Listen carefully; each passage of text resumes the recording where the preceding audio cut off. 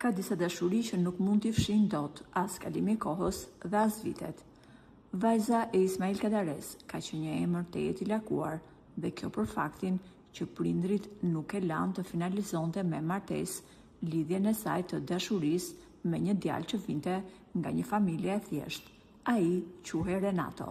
Ka qenë mamaja e Renatos, Janulla Rapi, e cila ka deklaruar se shkrimtari Ismail Kadare ja ka lënë të gjymtuar djalin për shkak se, siç thot ajo, ai mëkatoi duke dashuruar vajzën e shkrimtarit të madh. Kur Renato i tha se ishte i dashuruar me vajzën e tij dhe së bashku prisnin një fëmijë, Ismaili ka kontaktuar shërbimin sekret dhe më pas Renato është izoluar në spitalin e Elbasanit.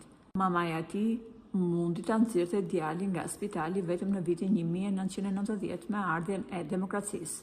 Sipas Janulla Rapit, i biri dhe vajza Kadares prisnin një fëmijë së bashku, por shkrimtari i dha urdhër të bijës të mos e mbante fëmijën. Edhe pse pas rënies së sistemit në vitin 1990, Janulla dhe i biri ikën në Amerikë, Renato nuk ju kthye asnjëherë jetës normale.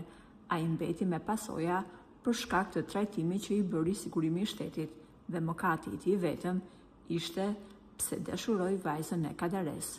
Por së fundmi, në një intervistë tjetër, djali i një deputeteje socialiste, pikërisht i Lulieta Bosës, ka deklaruar se dashuria e tij e parë ka qenë Gresa Kadare, vajza e Ismailit. Regjisori i njohur Petrit Bozo tha: "Isha adoleshent, ishim të dy në shkollë të mesme me Gresën dhe unë rash në dashuri me të. Ajo ishte e gjatë, kinge me flokë të drejtë dhe binte shumë në sy. Edhe pse doja shumë vajzën e Kadares, ajo thjesht flirtonte me mua me sy, por asnjëherë nuk ju përgjigj dashurisë time të madhe që kisha për të. Edhe pse kanë kaluar shumë vite, unë mund të them se Gresa Kadare ka lënë gjurmë të mëdhaja tek unë.